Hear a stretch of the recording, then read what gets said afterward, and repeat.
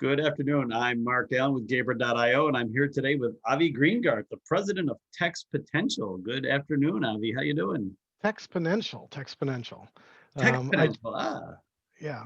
I do actually own the Techsponential domain as well, just in case somebody mistypes it, which happens from time to time. But yeah, I'm the president and lead analyst of Techsponential. I've spent the last few decades on the business and marketing side of the technology industry. I started out doing marketing for a boutique database consultancy and then spent 6 years at Intel's telecom division, also doing marketing and management. Hmm. But most of my career has been as a consumer tech analyst for Jupiter Research, for Current Analysis, which is now GlobalData, and for my own firm, Techsponential. Interesting. That's a very interesting name. It puts Techs and exponential right. That's really cool. I try to cover the confluence between technology and things that become exponential growth. Yes, which a lot of it does happen in tech. So, so what has been your experience with remote employment? You're a solopreneur, correct? Yeah, I'm a solo entrepreneur. I help tech companies, carriers, and retailers sell more effectively by understanding tech adoption patterns, managing the competitive environment, and improving product launches. But I've been working remotely for most of the past 2 decades. Hmm. First, managing remote teams for a mid-sized company, and in the last year and a half as a solo practitioner. Very interesting. And does Techsponential concentrate on Ponential? I'll get it right eventually. You concentrate on a particular area of technology or technology in general? Because that's a very broad topic. I cover primarily consumer technology and how it's used in the enterprise. So those are things like computing platforms, whether those are smartphones or actual computers, augmented and virtual reality, and IoT. Very With a very heavy, my background is in both consumer tech and telecommunications. So smartphones are still a big part of the industry overall. Yeah, I know, and IoT is only going to get bigger and bigger as time goes on. And ambient computing. So yeah, I probably should have muted our friends Alexa and Google. They're going to chime in any minute.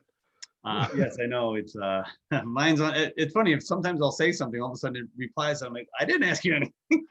Oh, and I think my HomePod is muted, so Okay. I will try not to say her name either.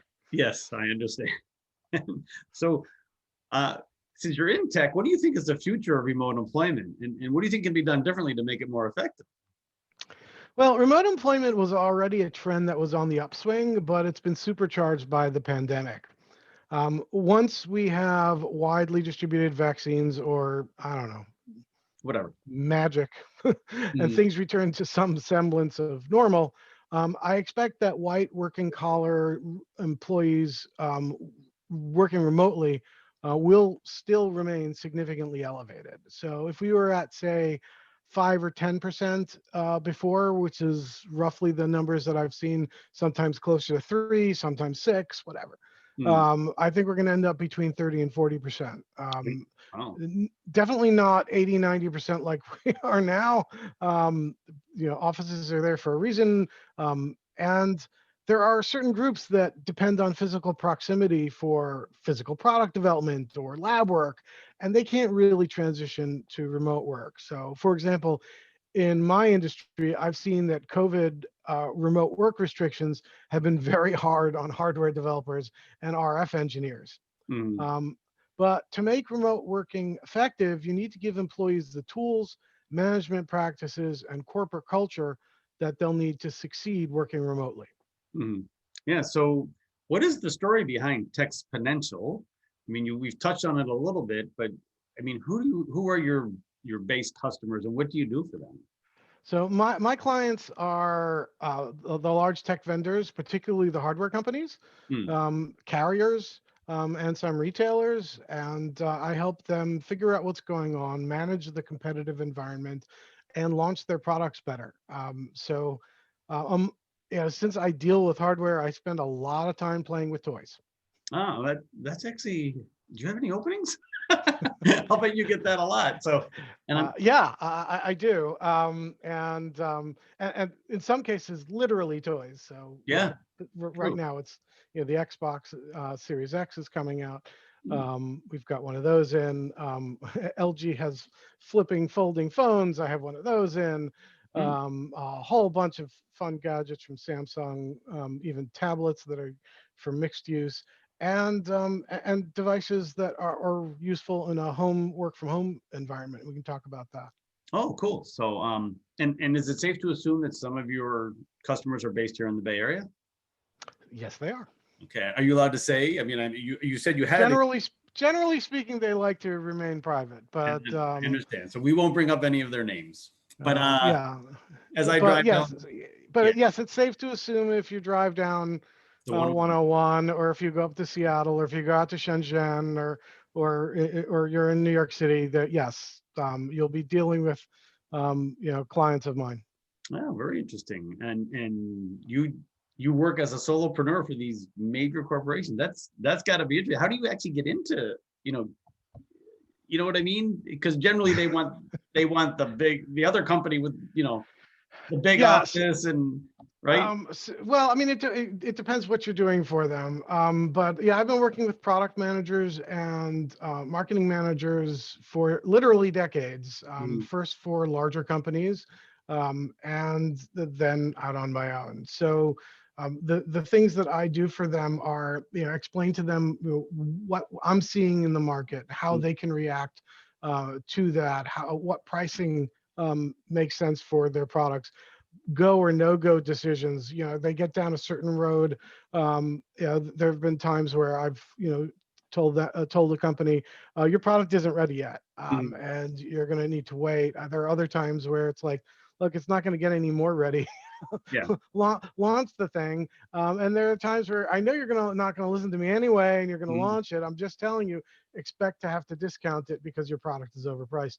Those are some of the types of things mm. that I've done, and my name is in the press a lot, and I've worked with these companies at product launches and behind the scenes for many years. So doing it on my own, it's interesting because typically many entrepreneurs will have a lot of small clients, and try to cobble things together. I have very few clients, but they're very big. Yeah, that's cool. And then, I'm if I remember right, CES did happen last year, right? It did. I think it's still technically this year, although it appears Well, to that's what I'm be wondering. feels like in a different universe. Like Yeah. we're in the multiverse, and that was part of a different universe, and somehow now we're in this universe where things like CES don't happen. But it did. Yeah, I was there.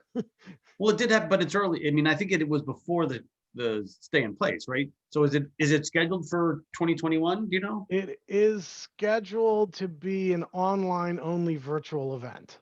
That's going to be weird. That's not going to work. Yeah. This is one of the things about working remotely, is that there are certain things that really generally work better in person, and only work better in person. And things like there's no question that the conference portion of CES can work remotely. In fact, it may even work better. Mhm. We've seen Microsoft and Apple do major events, Google as well. But Microsoft in particular, when they did their Build conference, they did it 24 hours a day in 3 different time zones. They were able to reach far, like I think 10 times the developers that Right. usually show up in Seattle. So that part of a show can be done remotely. But the type of serendipitous walking the show floor, meeting with 17 vendors in a day, Yeah. and making buying decisions. It's called the trade show because people trade. Well, yeah. So so yeah, that's not going to work so well. And I mean, just think about. I mean, CES. I mean, think about it. It's like a major TV manufacturer. How are you going to really experience what they've come out their new technology on? You know, the limitations of your laptop screen or even your own, Yeah. right? It's not even that. I mean, like Samsung has a product called the Wall, and Mhm. it's literally wall sized. And you can What do you? describe it, and I'm describing it to you now. It uses something called micro LEDs. It's modular. It costs $1 million or $200,000, or depending on how you configure it. The issue isn't that I can't describe it to you. I can. But you gotta feel it. Yeah. You have to be standing in front of it and go, ah, wow. That's that's really impressive. And then you figure out whether that's you're using it for digital signage in a business, or whether you're just extremely rich and you want an entire wall of your house to be a television. And then they even do things like turn the TV into decor. Mhm. And again, that's the sort of thing that you You kind of gotta have see to it. see it. Yeah. Yeah. Interesting. And I do that. I have to admit, I would like to watch a football game on a like, like you feel like you're catching the pass from the quarterback. You know what I mean? Well, to an extent, you can do that now with a projector and a screen, Right. or even today's extremely large. You put an extremely large, 4K or 8K TV into a small room, and you've got some of that experience already. But yeah, no, it's more the wandering the show floor, or for an analyst like myself, scheduling 5 different meetings with companies that are in 5 different geographic areas Mhm. within a 6-hour period. Yeah. You can't do that in any other way. And meeting the people face to face, and being able to answer questions live. That's part of my personal value proposition is answering the questions that if I was a newspaper columnist, there's some great ones, and some of them are doing analysis, Mhm. which is not good for my business. But Mhm. especially, the really good ones like Joanna Stern at the Wall Street Journal. She's great, but she won't answer your phone call. I will. So, Ah. I mean, that's so. But again, doing those sort of things in person is important. And then there are entire categories of remote work that don't work remotely. Like, hey, come to our R&D labs, see things under NDA that are not leaving this room. Mhm. When COVID restrictions mean you can't get on the plane and you don't go into the room, you don't get the business. So COVID has not been good for Techsponential. I would imagine. I mean, you basically have just answered my next question: is did it cause any roadblocks or challenges? I mean, obviously a lot. But how about from the standpoint of your customers? What kind of challenges did it pose them? I gotta believe it was awfully difficult on them too. For some of them, it's been a tremendous boon. I mean, if Really? you just look at the earnings of the largest tech companies, when everyone has to work remotely, the companies that provide the services and hardware to help you work remotely or learn remotely Mhm. benefit. Apple has done really well. Microsoft has done really well. Google has done really well. Samsung has done really well in parts and not in others. Mhm. It really depends on the type of product. And we're seeing that breakdown also. So if you're selling smartphones, a lot of the highest end smartphone sales are down. Mhm. But if you sell anything that looks like a tablet or a laptop running Windows, Chrome, iOS, iPad OS, any of those things, yeah, those are flying off the shelves because people need them. And companies like Poly that make the Alara 60 system that I use for most phone calls, are companies like GN Audio, or GN, whatever their name is, Jabra, Mhm. Yeah. the parent company for Jabra. They're selling as many of these things as they can make. Logitech makes the webcam that I'm talking to you on, and they can't keep these things in stock. So it really depends. If you were trying to sell very expensive smartphones that last year seemed like a great idea. We're on the go all the time, and there's this new wireless technology, 5G, and I want a phone that folds, or a phone that has, a 100 times zoom camera. Those are things that made a lot of sense when you're highly mobile, and make a little bit less sense because you're prioritizing other things. But game consoles, those are going gangbusters. And I hope that office furniture is selling well too, because I think that was one of the key things that I found when moving remotely, is that you need a budget for your employees that not only includes things like connectivity, but also things to make an ergonomic workspace. And it's not just about OSHA regulations or worrying about lawsuits. It's about making your workers productive. Sending everyone home with a laptop and a VPN only works as far as, on a temporary basis. Give them a 4K monitor, Mhm. at least 27 inches, so that they can spread out and they can see their eyes will thank you. Office chairs good ones cost $800 to $1,400. That sounds insane, but they are worth every penny. Mm. Um, as a solo entrepreneur, I did spend. I have a. I did this even back when I was working for Current Analysis. My boss was generous and offered me $150 towards an office chair from Staples. Mm. And I went out and spent $1,000 on a steel case leap, and my back thanks me. Yes. Um, so there are, I have a mechanical keyboard, a Logitech MX3 Master mouse. Mm. You need to make these investments in your workspace, whether you're working at home or in a co-working space. Probably more so at home because the workspace you have, the employer has a little more control over, where they don't have that much control over what, the desk you're sitting on and all those things, right? Yeah, I mean, they should be giving you guidelines. Mhm. And the obvious stuff. Let's give you a cloud storage account Mhm. where you can, that trend was well underway, before the pandemic. Everyone doing things in the cloud. But the more subtle things, like if you're going to expect people to get work done over their home broadband connection, is it the fastest broadband they can get in the Mhm. area? Because if you're not paying for it, it's not going to be. Yeah.